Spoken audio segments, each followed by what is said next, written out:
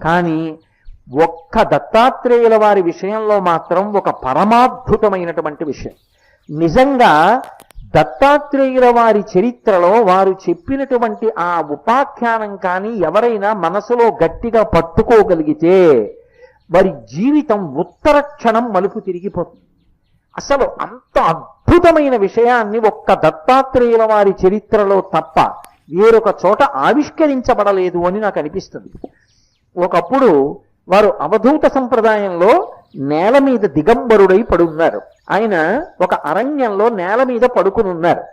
అంటే దత్తాత్రేయుల వారిగా ఏదో 3 ముఖాలతోటి 6 చేతులతోటి అలాగని కాదు. ఎందుకంటే అది తత్తత రూపం ఉన్నప్పుడు మాలాం, కుండీం, అలాగే ఆ ధమరుంచ, శూలం, శంఖం, సుదర్శనం, దధానం భక్తవరదం దత్తాత్రేయం నమామ్యహం అంటారు. ఈ